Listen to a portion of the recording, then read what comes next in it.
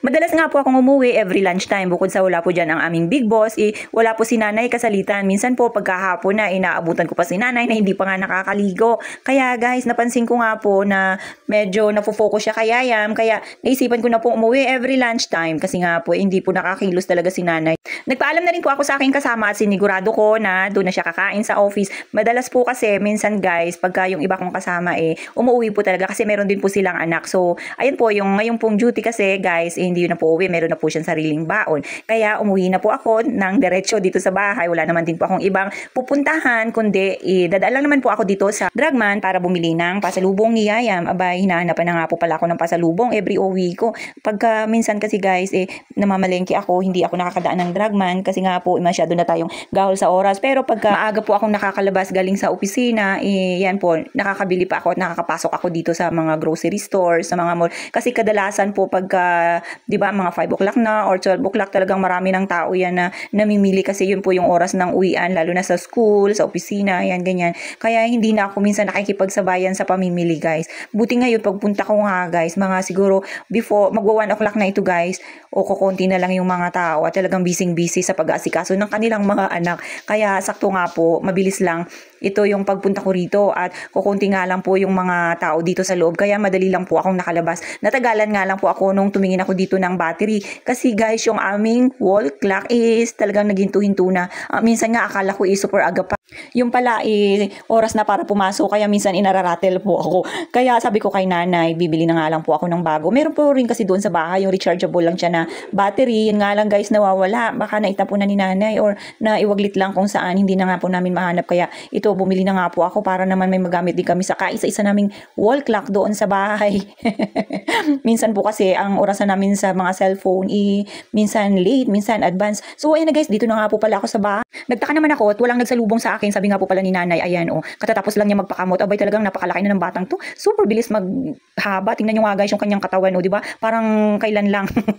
Nag-start ako mag-vlog, napakaliit pa niyan. Pero ngayon tingnan niyo nga ang haba-haba na ng katawan. At ito nga guys, si nanay naabutan ko, nagrereklamo. Bubunutin natin yung isa kaisa-isang ngipin ni nanay na umuuga-uga na. So ngayon, para hindi na kami pupunta ng dentist, ito try natin na bunutin gamit nito.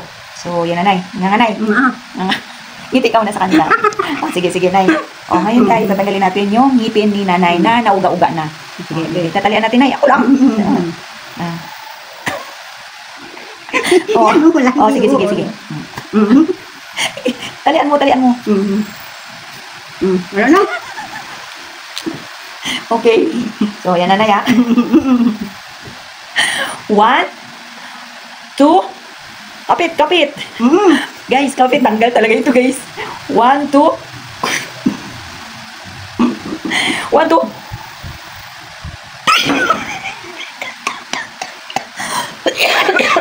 My God. Maliit lang ang nakuha, guys. Maliit lang. Patingin nga, nay. Yan. Wala, dugo na. Natanggal, konti lang ang natanggal kasi marupok na yung ngipin ni nanay, guys. Ito lang ang nakuha namin. Yan, di ba? Ito lang daw yung nauga-uga Tingin nga, nay. Hindi pa na, isa-isahin lang natin yan.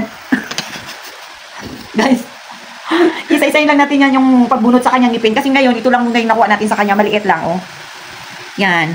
So, sundan nyo ang ating video na to, guys. Isa-isahin lang natin yung ngipin ni nanay. Unti-unti lang natin kasi marupok na siya. At sa video ito guys, tingnan nyo nga ang ginagawa ni Yayam, di ba? Natuwa naman ako, sobrang natutuwa ako sa kanya guys kasi kung anong ginagawa namin ni nanay, siya rin ginagawa niya. Pero una guys, nag-o-observe lang yan sa amin. Ganyan po talaga pala pagka yung mga bata talagang nag-uumpisa palang matuto. Tingnan nyo nga, nakikita niya. Nakaraan kasi guys na una, nagpunas po talaga ako ng mga upuan. At yan po, as in, ganyan talaga guys. Tapos, nakatingin lang siya sa akin habang hawak-hawak niya yung laruan. And then, ito guys, yung paglalampaso ng sahig, nakita niya yan kay nanay. Kasi si nanay, every morning talaga pong naglalampaso siya dahil nga po nasira na yung aming map. So, ganyan po yung ginagawa ni nanay na paglalampaso. Or minsan, pagka umiihi siya sa sahig yan, nakikita niya ganun, ng way ng paglalampaso ni nanay. Kasi nga, yun nga, sabi ko nga guys, hindi pa kami nakakabili ng aming map. Kaya ganun, naglalampaso kami sa sahig at yun kuhang-kuha niya nga po. At ito ito nga kagabi guys, i-flex ko lang sa inyo ang itsura namin pagkagabi at kami nagpapatulog na. Ganyan po yan siya, pagka hindi pa siya inaantok. Yan, hinahayaan ko lang siya guys na antokin, na mapagod, para pagka matutulog na siya, hindi na ako mahirapan sa pagpapatulog sa kanya. Pero, yan siya guys, pagka natutulog, hindi ko yan siya pinipilit, hinahayaan ko lang po talaga, hindi ako nahihirapan sa pagpapatulog. Kasi nga kusa po yung natutulog at hihilahin niya, yun nga lang guys, ang masama, idadamay niya ako kapag inaantok na siya, hihilahin niya ako dito sa kama, para humiga na rin at siya ay magdedede na. Ganun po siguro talaga, no? Kahit na wala siyang nakukuhang gatas, basta yun yung kanyang way na pampatulog, pagsisip-sip sa didi ng kanyang nanay. At yan, nagdidikit-dikit na sa akin. Meaning guys, inantok na yan. Yun nga lang, gusto lang niya magtatalon-talon. Maapakan niya yung aking paa na merong stainless guys. Naku po, delikado anak. So ayan guys, kakain po muna ako ng lunch at ayan, nagdobli nga lang po ako ng damit. Tingnan nyo nga po yung damit ko, may butas pa dyan. Pero okay lang yan guys, basta hindi lang marumihan yung aking uniform. Nakakaya naman na pagbalik ko doon, ipuro dumi na yan at maraming tulo-tulo dyan. At yan po, ang ulam ko po yan dyan is tinola. Nagtinola po si nanay kanina ng chicken at nilagyan niya nga rin po, sabi ko sa inyo, malunggay is life sa amin guys. Kasi nga po punong-puno ng malunggay dito sa aming kapaligiran. Yan po, hindi na po kami bumibili. Nakikihingi na lang kami sa kapitbahay. Minsan pagtulog pa ang kapitbahay. Alam nyo na guys. Hindi naman po madadamot yung aming kapitbahay dito guys, lalo na pagka-close namin. Hindi po kami nanghihingi or hindi po kami kumukuha doon sa malunggay nang hindi namin ka-vibe. Syempre dito lang tayo sa kasundo natin, pero alam niyo naman yung mga kapitbahay natin, yung mga friendship natin yan. Kaya walang hindi tayo ka-vibes dyan. Kaya lahat pwede natin kuhanan ng gulay guys. Pero minsan, syempre, meron din po kami ditong kapitbahay na nagtatanim na ang gulay nila is for pambenta po talaga. Pagka alam na namin na ang kailangan namin gulay sa kanila, yun, bibili lang po kami. Pero mas makakamura po kami dyan. Yan ang gusto ko. Discounted kagad, hindi pa nga nakakabili, di ba? So, ayan guys, alam nyo, naubos ko nga po yung kanin dyan na sinerve ni nanay. Abay, napakarami guys. Paano ba naman? Sinabayan niya ba naman ang piniritong mga lechon-lechon dyan guys na natira pa nakaraan?